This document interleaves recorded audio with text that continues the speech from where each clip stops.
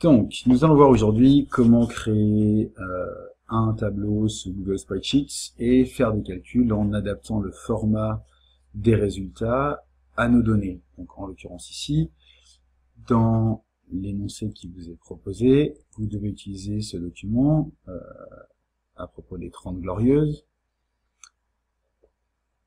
et en particulier la dernière partie qui nous parle de chaîne IFI et de postes radio. La chaîne IFI n'existant pas dans les années 50, elle n'existe quasiment plus aujourd'hui. D'ailleurs, vous utilisez tous un iPod ou un baladeur numérique que vous connectez en fait sur un système d'enceinte. Donc, nous avons des informations qu'il va falloir utiliser pour réaliser nos calculs. Donc la première étape va être bien évidemment de collecter les bonnes informations et de les rentrer, de les saisir dans notre tableau. Donc, je retourne dans mon Drive ici et nous allons créer donc un nouveau document Google Sheets. Je vais le créer dans un dossier partagé, nous verrons ce qu'on fait plus tard. Donc pour vous, bien évidemment, il va s'agir de le renommer correctement. Donc activité 3, évolution confort. Et votre prénom en ce qui me concerne, moi je vais me limiter à ça. Donc, le premier onglet consiste à calculer quel est le pourcentage du salaire par rapport au prix de la chaîne IFI. D'accord. Donc, quels sont les éléments dont j'ai besoin? Donc, j'ai besoin, si je lis ces données, donc j'ai le prix de la chaîne IFI ici, 159 €. Le prix du poste radio ici, qui était de 47 500 francs. Attention, ce n'est pas un point ici, mais bien un espace où il faudrait une virgule en américain, mais en français, ça n'existe pas, c'est une erreur de typographie. Ce qui représenterait la somme de 921 € aujourd'hui. Donc nous avons le prix de la chaîne IFI, et j'ai bien évidemment besoin de connaître le salaire. Donc ici, on me dit le salaire brut d'une personne est d'environ 1343 €. Alors que le salaire net, lui, n'est que de 1055 €. Quand en 1954, le salaire net est, lui, de 23 000.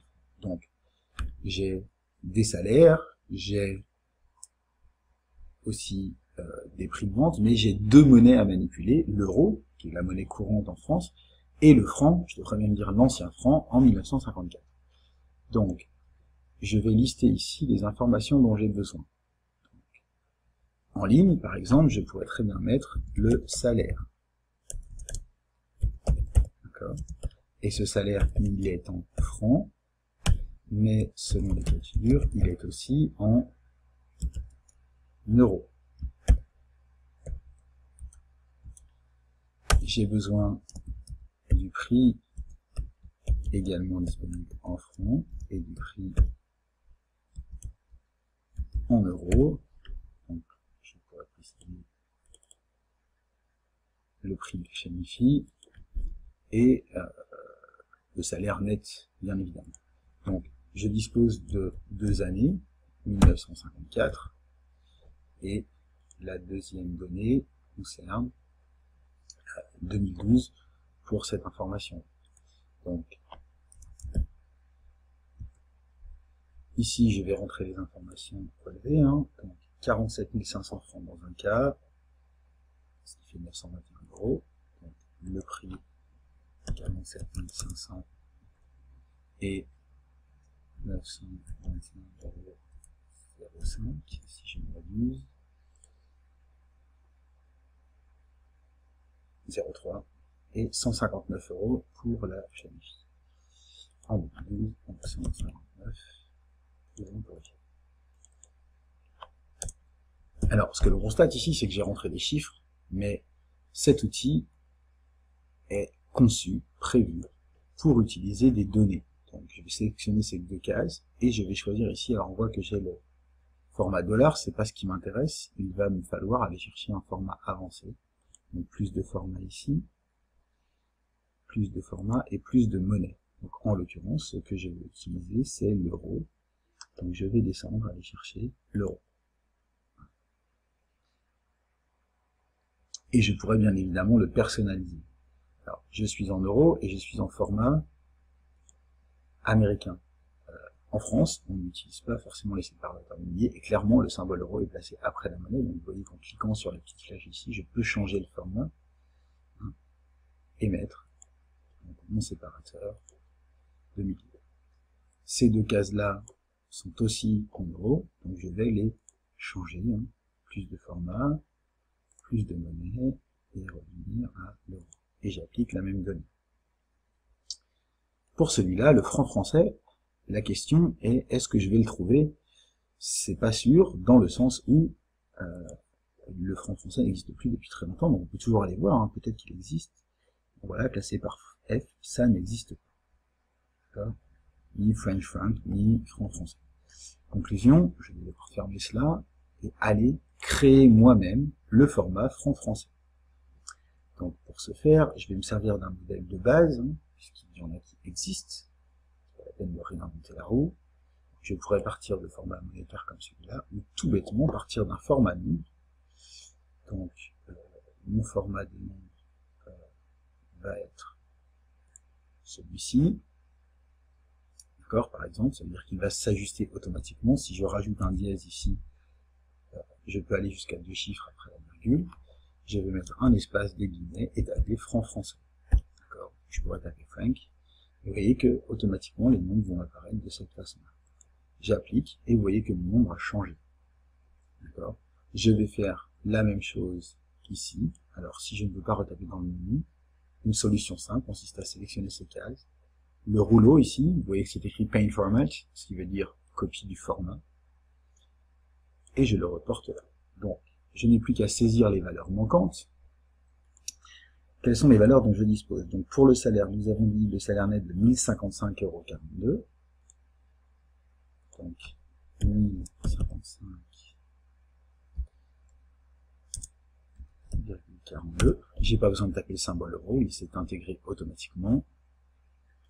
Et pour 1954, le salaire net est de 23 000 francs.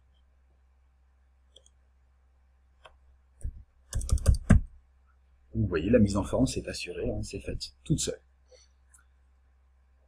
C'était la partie facile de la manipulation. Nous allons voir maintenant comment rentrer les formules, comment faire des calculs, parce que là, pour faire une comparaison, ce n'est pas simple.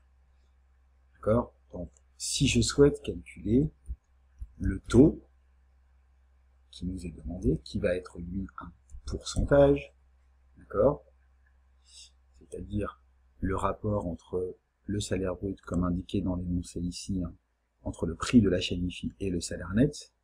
Donc le fois 100 n'est là que pour mettre en pourcentage, mais on va voir qu'on n'en a pas besoin. Donc le prix de la chaîne IFI divisé par le salaire net. Pour saisir cette formule, je vais me mettre tout simplement ici, et taper égal, donc le prix de la chaîne IFI, il est ici, divisé, je tape le symbole divisé, et je clique dans la case contenant le salaire net. Alors attention à utiliser bien évidemment la même unité, hein, la même monnaie. Je ne peux pas comparer des euros et des francs, ce serait comme comparer des choux avec des carottes, ça n'a absolument rien à voir. Et je valide mon calcul avec entrée. Je n'ai pas mis le fois 100 et je n'ai pas de pourcentage. Je vais revenir dans cette case et vous voyez que dans mes formats rapides ici, j'ai le format pourcentage.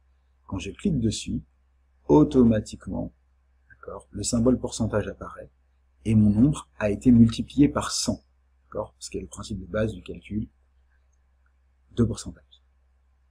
Donc vous voyez donc ici que le prix d'une chaîne IFI représente 206% d'un salaire mensuel. Ce qui veut dire que si je travaillais non-stop pendant 2 mois, d'accord, et que je ne dépense aucune somme d'argent, je n'aurais même pas encore les moyens de m'acheter une chaîne IFI. Je vais refaire la même chose ici, égal, donc le salaire, divisé par le prix de la chaîne IFI en euros, et bien évidemment le repasser en pourcentage pour avoir mon calcul.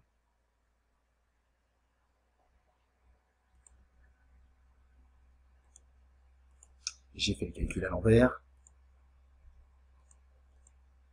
et ça vous l'aviez tous remarqué, j'imagine. Donc voilà la différence. Donc vous voyez qu'aujourd'hui, 15%, ça fait à peu près 1/6 de mon salaire. Ça veut dire que dans un mois, si je n'ai rien d'autre à dépenser, je pourrais acheter 6 chaînes IFI. Ça fait quand même une immense différence et on constate que quelque chose qui était un produit de luxe dans les années 50 est devenu un produit presque basique aujourd'hui, en tout cas en ce qui concerne son coût. Voilà, c'était votre première introduction au calcul d'angle de spreadsheets, et nous y reviendrons un peu plus tard dans la même activité.